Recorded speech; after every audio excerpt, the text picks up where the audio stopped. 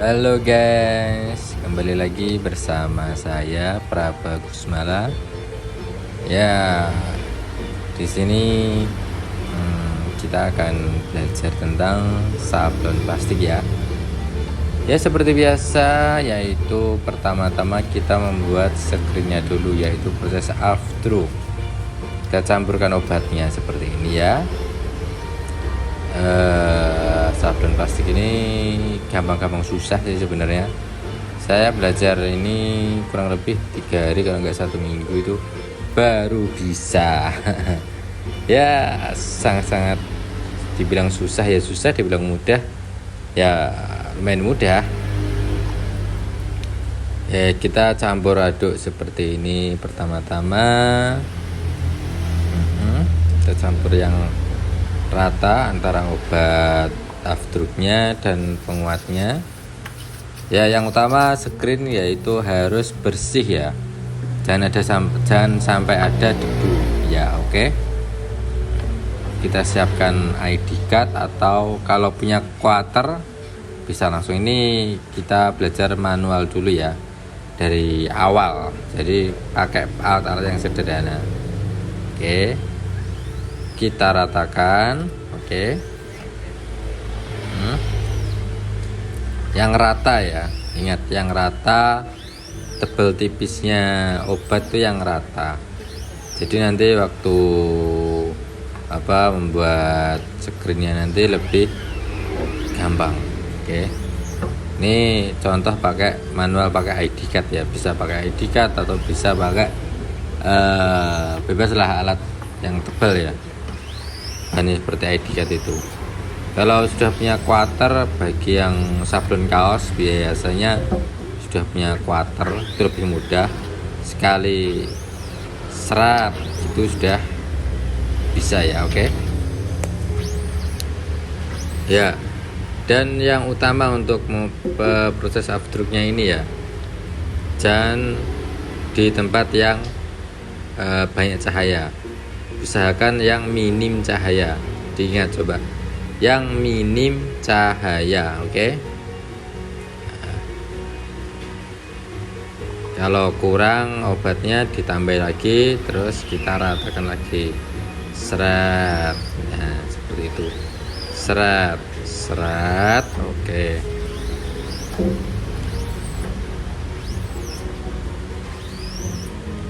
Yang rata ya. Oke.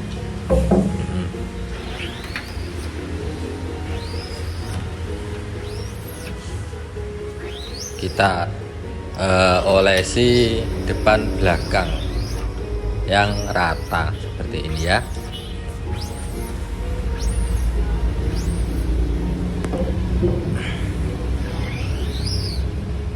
Ingat yang minim cahaya, kita proses afdruknya ini yang minim cahaya. Kalau kalian proses afdruknya ini di tempat yang banyak cahaya, nanti obatnya cepet banget jadi mengeras. Jadi waktu penyemprotan nanti jadinya susah. Jadi seperti ini ya, seret seret seret.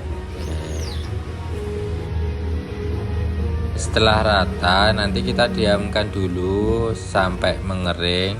Setelah itu kita proses pencahayaan. Ingat, pencahayaan ini bisa dilakukan dengan sinar matahari. Nah seperti ini. Kalau pakai sinar matahari kurang lebih 5 atau 8 detik saja, jangan terlalu lama. Oke, diingat. Setelah dipanaskan pakai sinar matahari, kita lanjut proses penyemprotan. Nah, seperti ini kalau penyemprotan. Jadi tergantung kita proses afdruknya. Bisa saja proses penyemprotan ini keras, atau bisa juga lebih gampang disemprot juga, karena proses penyinaran sudah pas, proses afdruk juga sudah pas. Oke, setelah disemprot semua sudah rapi, nanti dikeringkan dulu. Oke, Setelah kering sudah jadi seperti ini, sudah bersih, sudah sesuai gambar, kita proses pelakbanan. Nah ini kita proses lakban, ini pinggir-pinggirnya. Kenapa kok pinggir-pinggirnya? Oh ya maaf, pakai gigi ya. Ya seperti inilah sablon. Pokoknya satset. Kita lanjut ya. Kita lakban bagian pinggir-pinggirnya. Kenapa yang dilakban bagian pinggir? Karena yang terutama bagian pinggir itu sering jebol. Jadi kalau nggak dilakban itu tintanya biasanya lebar di bagian pinggir-pinggirnya. Jadi yang utama kita lakban itu yang pinggir-pinggirnya. Setelah dilakban pinggir-pinggirnya, nanti kita cek, kita terawang pakai lampu atau pakai sinar, bebas sinar matahari atau sinar lampu, itu terserah kalian. Setelah kita terawang nanti kita cek, kita lihat bagian mana yang jebol, bagian mana yang perlu dilakban, itu kita lakban semuanya. Jadi setiap screen jadi seperti ini biasanya itu ada bagian-bagian tertentu yang jebol, yang bolong, yang waktu penyemprotan itu lubang. Jadi kita lakban semuanya, jangan sampai ada tersisa yang berlubang, karena itu nanti ketika waktu proses sablon biasanya tintanya itu tumpah di situnya. Oke, setelah semuanya rata seperti ini, lanjut proses pensablonan. Yang pertama, tintanya dituangkan di screen. Nah, ini tinta sudah kita campur, sudah saya campur dengan M4 ya ini. Kalau sablon plastik seperti ini pakai tinta plastik khusus. Nah, sebelum kita sablon plastik semuanya, kita cek terlebih dahulu pakai kertas bekas atau kertas yang tidak digunakan. Nah, seperti ini. Kalau dirasa hasilnya sudah sesuai, baru dimasukkan plastiknya. Oke, kita masukkan plastiknya satu persatu, atau bisa juga dimasukkan semuanya. Nah, seperti ini. Tapi saya memasukkan plastiknya satu persatu, karena kenapa? Kalau dimasukkan bersama itu biasanya waktu pensablonan itu sering tergeser. Itu kalau saya, mungkin kalau sudah berpengalaman bisa nggak kegeser juga sih.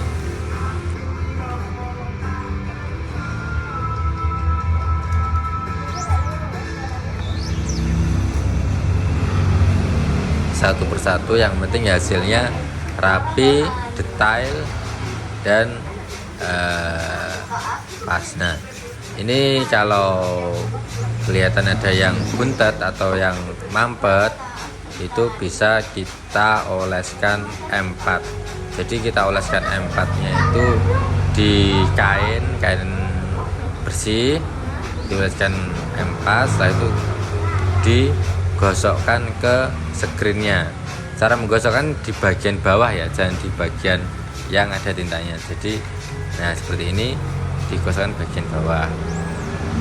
Nah, caranya menggesot pensablonan. Caranya itu seperti ini.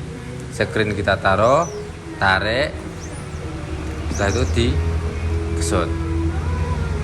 Nah, jadi tintanya itu diratakan di screen dulu, baru digesot. Ini sebentar, saya bersihkan dulu, ditarik, digesot. Nah, seperti itu. Oke. Jadi tintanya itu yang di bawah itu ya, ditarik, digesot. Oke.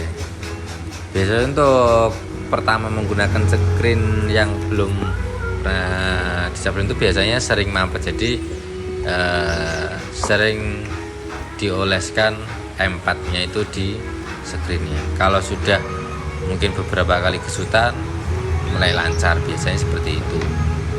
Oke. Satu-satu yang penting rapi dan detail. Nah, tarik, gesut pelan-pelan saja. Oke. Ini menggunakan alat-alat manual semuanya, menggunakan meja kecil, menggunakan screen seperti ini biasanya 1 jam itu bisa sampai sekitar 400 gesutan, 400 skrap plastik satu sisi. Kalau 2 sisi ya kurang lebih berarti sekitar 200 plastik. Nah, ini jika full gambar seperti ini. Kalau gambarnya kecil itu lebih mudah sekali, mungkin 1 jam bisa sampai 1000 gesutan bisa. Karena ini gambarnya besar, jadi harus pelan-pelan dan harus rata, dan sering mampetnya juga sih. Oke, kita bersihkan dulu.